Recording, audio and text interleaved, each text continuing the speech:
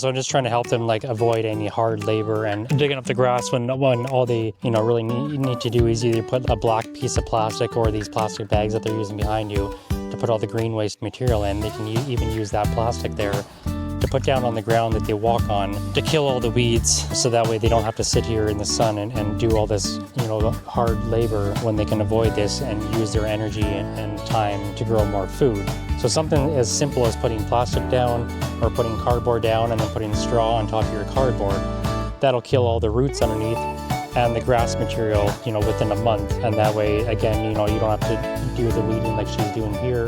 And all this is doing is cutting the top layer of the plant off, and it's actually leaving the roots underneath the soil. So again, the roots are just going to keep coming back, and then she has to come back here in a week or two and redo it again.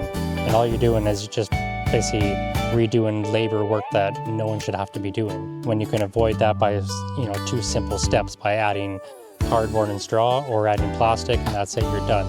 10 minutes and it's done. And this is going to be something that you do over and over and over and over and over and over, and it never ends. And it's just labor on your back and just useless work. Because like here, like the roots are still there.